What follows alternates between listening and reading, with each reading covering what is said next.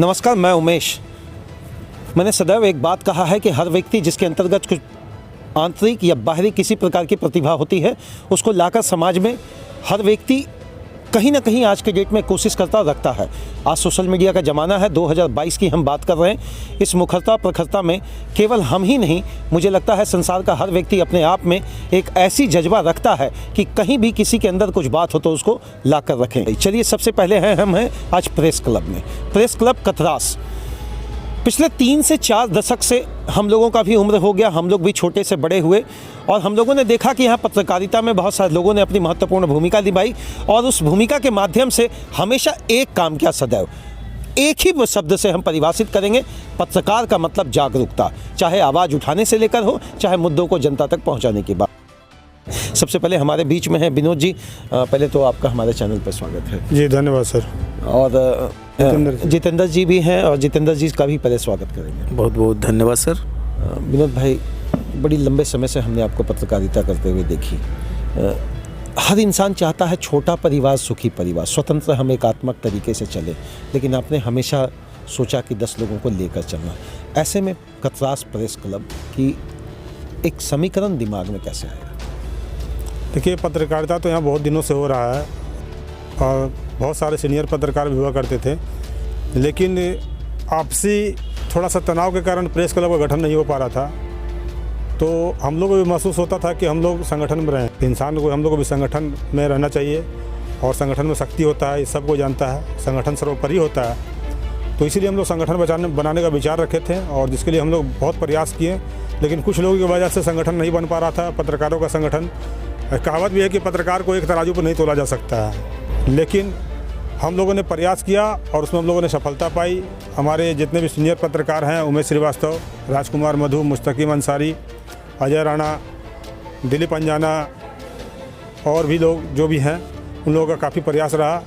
उस प्रयास को हम लोगों ने अंजाम तक पहुंचाने का काम किया है और 2021 में हम लोगों ने प्रेस क्लब का गठन सिजुआ स्टेडियम में किया, जिसके बाद रजिस्ट्रेशन भी करवाया, ट्रस्ट भी बनाया और अभी हम लोगों का क्षेत्र लगभग, आपका इधर मौदा चले जाइए, इधर गोमो चले जाइए, राजगंज और पुटकी, लोयाबाद, केंदुआ, करकेंद, कतरास है, सभी लोग जुड़ चुके हैं। इतने क्षेत्र हमारे पत्रकार। एक चीज़ मैंने देखा है जितेंद्र भाई, आप कुछ ऐसा लिखते हैं जो हमेशा चर्चा वाली बात होती है।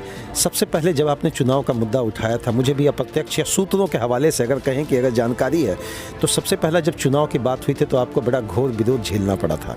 क्या था वो? हमारे लोग नहीं चाहते थे कि एक संगठन बने और बड़े बड़े मधाधीश जो थे वो नहीं चाहते थे कि नवयुवक जो पत्रकारिता में आए हैं वो कहीं, उनको डर था कि कहीं सम्मान नहीं मिल पाएगा, लेकिन ऐसा नहीं है। अभी भी हम उनको सम्मान दे रहे हैं। सम्मान का ध्यान रखा जाता है, तभी तो लोग जुड़ते जा रहे हैं। कभी जब हम लोग गठन किए थे उस समय मात्र 20-21 थे, लेकिन धीरे धीरे अभी 110 और 20 के करीब हम लोग का संख्या पहुंच गया।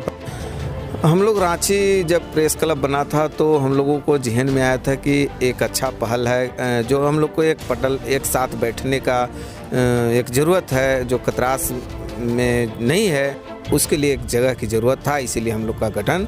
एक अंतिम सवाल विनोद भाई आपसे रहेगा। आज सबसे बड़ी समस्या एक पत्रकार के लिए क्या है? जो मन में चलता है, दिमाग में चलता है, सुबह शाम दूसरे की समस्याओं को लाकर पटल पे रखना, लेकिन उनका अपना एक पूछें कि सबसे बड़ी समस्या क्या है? सवाल तो आपका बहुत ही सही है। समस्या ये है कि देखिए, पत्रकार लोग का कोई अस्तित्व नहीं है। किस लिए नहीं है कि लोकतंत्र का चौथा स्तंभ कहा जाता है पत्रकारों को, अखबार को, मीडिया को, लेकिन सरकार के द्वारा अभी तक पत्रकारों को कोई सुविधा प्रदान नहीं किया गया है, बल्कि दूसरे प्रदेशों में है। पत्रकार सुरक्षा कानून है, पत्रकार स्वास्थ्य बीमा योजना है, पत्रकार आवास योजना है ना। पत्रकार भीड़ का हिस्सा नहीं होता है, लेकिन हमारे यहाँ झारखंड सरकार के द्वारा जब प्रथम बार जेएमएम की सरकार थी तो हम लोगों को इंश्योरेंस हुआ था 5 लाख रुपया का। उसके बाद फिर बीजेपी की सरकार आई, इंश्योरेंस बंद हो गया और फिर झारखंड की सरकार आई है।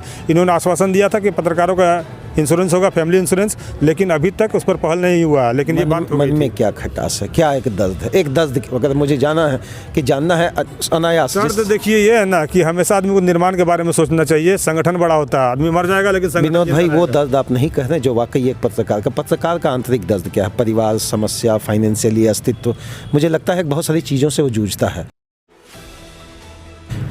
जब आप सुबह में घर से निकलिएगा और रात को घर जाइएगा तो माँ सबसे पहले सवाल करेगी इतना रात तक कहाँ था।